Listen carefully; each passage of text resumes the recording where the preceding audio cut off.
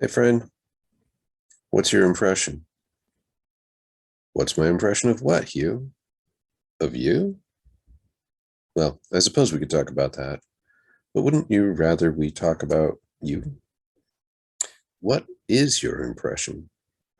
The one that you leave on other people? It's said that what other people think of us is none of our business. Well, how do you square that up in this online world we all live in these days? I mean, you and I have likely never met in person, and it's pretty probable that we never will. And since the start of COVID, most of us have been meeting new people through the Hollywood squares of online meeting platforms.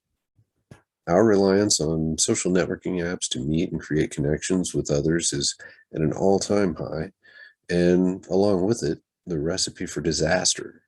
We have people disrupting recovery meetings for fun, or trolls on certain other social media platforms, or scammers, hustlers, and bots on dating sites. For years, we've been taught that we never get a second chance at a first impression. I'm not sure that's true in our current dynamic.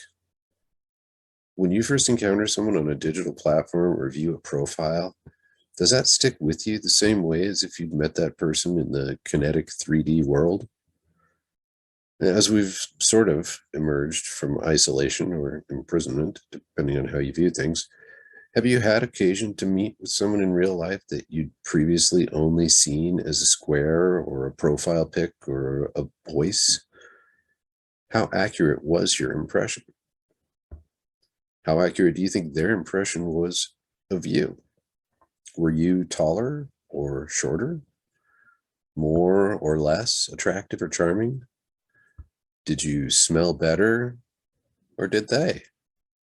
All in all, how we manage the impression, that conscious or unconscious effort toward filtering how others perceive us and react, has evolved radically over the last several years, at least in my opinion.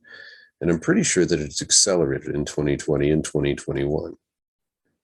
Is there any going back? Who knows? Would we even want to? There's a certain authenticity that's lost in a digital introduction or evaluation. I guess that's probably why I like doing videos.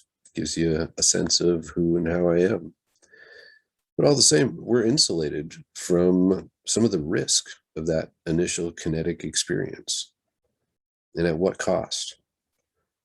I say that the price of that same anxiety, only with interest added, seems to accompany the process as we contemplate that first face to face, whether we're masked or not. I'd ask you what your impression of me might be, but it's really not that important to me, and it's probably even less important to you.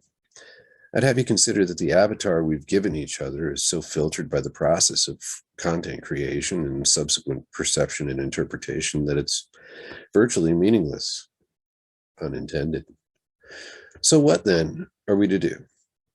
You and I know there's no easy answer, but I'd ask you and I to also give one another the grace and the space to be authentic. I've got to believe it's more than just a second chance at a first impression. That's my take. What say you?